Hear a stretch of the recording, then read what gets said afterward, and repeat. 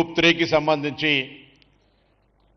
1370 మంది ఉద్యోగులకు నూతనంగా నియామక పత్రాలు అందించే కార్యక్రమానికి వచ్చేసినటువంటి గౌరవ ముఖ్యమంత్రి శ్రీ రేవంత్ రెడ్డి గారికి, చీఫ్ సెక్రటరీ గారికి, అదేవిధంగా సహచార మంత్రి అజరుద్దీన్ గారికి, సలహాదారులు షబ్బీర్ అలీ గారికి, సుదర్శన్ రెడ్డి గారికి, వేం నరేందర్ రెడ్డి గారికి, పార్లమెంట్ సభ్యుడు అనిల్ యాదవ్ గారికి, బలరాం నాయక్ గారికి, శాసనసభ్యులు యాదయ్య గారికి, గాంధీ గారికి, ఇంకా వేదిక మేయర్ గారు, వేదిక మీద ఉన్నటువంటి హర్కార వేణుగోపాల్, పెద్దలందరికీ, సీనియర్ అధికారులకు మీ అందరికీ కూడా ఈరోజు హృదయపూర్వకంగా అభినందనలు. తెలంగాణ ప్రభుత్వం పక్షాన గౌరవ ముఖ్యమంత్రి గారు నాయకత్వంలో ప్రజాపాలన ప్రభుత్వం ఏర్పడ్డ తర్వాత అది ఎల్బీ స్టేడియం కావచ్చు, లేదా ఈ యొక్క శిల్ప కళా వేదిక కావచ్చు, రవాణా శాఖ కార్యాలయం కావచ్చు, పంచాయతీరాజ్ కార్యాలయం కావచ్చు, ఇరిగేషన్ కార్యాలయం కావచ్చు, పోలీసులకు సంబంధించి కావచ్చు, అనేక డిపార్ట్మెంట్లకు సంబంధించి వందల వేల సంఖ్యలో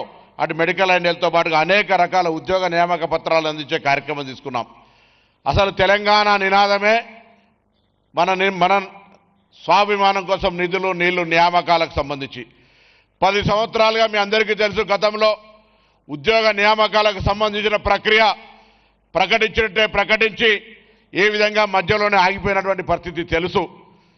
కానీ ఈ ప్రజాపాలన ప్రభుత్వంలో అటువంటి ఆటంకాలన్నీ నిశితంగా పరిశీలించి తొలగించి నూతన నియామకాలను 2012లో ఆర్టీసీలో నియామకాలు చేపడితే ఇయ్యాలటి వరకు నియామకాలు లేనటువంటి పరిస్థితులలో ఈరోజు ఆర్టీసీలో కూడా 3500 పైన నియామకాలు చేపట్టే విధంగా ఈరోజు ప్రభుత్వం పనిచేస్తూ ఉంది. జాబ్ క్యాలెండర్ తీసుకొని ఉండొచ్చు లక్షల మంది, అంటే ఆలోచన కుందేల్లాగా ఉరుకుతుంటే అమలు తాబేల్లాగా నడిచే పరిస్థితి ఉంది. ఎందుకంటే మనం 4 కోట్ల మంది, 40 లక్షల మంది నిరుద్యోగ యువత ఉండొచ్చు, 4 లక్షల మందికి ఉద్యోగాలు ఇచ్చే పరిస్థితి ఉంటే కాంపిటీషన్ ఏ విధంగా ఉంటుందో తెలుసు మీకు. ఉద్యోగ ఖాళీలకు సంబంధించి ఏ విధంగా ఏర్పడుతూ ఉంటుంటే అదేవిధంగా వెంటనే శాఖల వారీగా తెప్పించుకొని ఈరోజు గౌరవ ముఖ్యమంత్రి గారు స్వయంగా ఆ ఖాళీలన్నీ భర్తీ చేసే కార్యక్రమం చేపడుతూ ఉన్నారు. మీ నియామకాలకు సంబంధించి కూడా పండుగకు ముందు మీకు నియామక పత్రాలు రావాలని చాలామంది మమ్మల్ని కలిసే ప్రయత్నం చేసినారు. చాలా సందర్భాల్లో మీ ఆవేదన.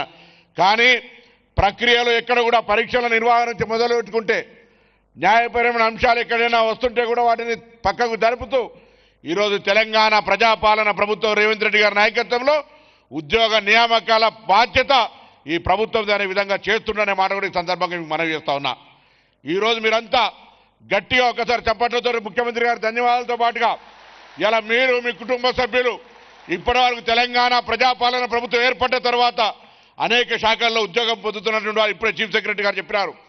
రాబోయే తెలంగాణ ముందుకు నడిచే సందర్భంలో ప్రధానమైనటువంటి బాధ్యత రాబోయే 20-30 సంవత్సరాలు ప్రజలకు సంబంధించిన సమస్యలు కానీ ప్రభుత్వానికి ఒక వారధిగా ప్రభుత్వాలు తీసుకునే నిర్ణయాల్ని క్షేత్రస్థాయిలో ప్రజల దాకా అందించే బాధ్యత మీది అని మనవి చేస్తూ మీ అందరికీ మరొక్కసారి హృదయపూర్వకంగా శుభాకాంక్షలు, అభినందనలు చెప్తూ సెలవు తీసుకుంటున్న గౌరవ ముఖ్యమంత్రి గారికి ఒక విద్యార్థి నాయకుడిగా కూడా ఈ సందర్భంగా ధన్యవాదాలు తెలియజేస్తా ఉన్నా.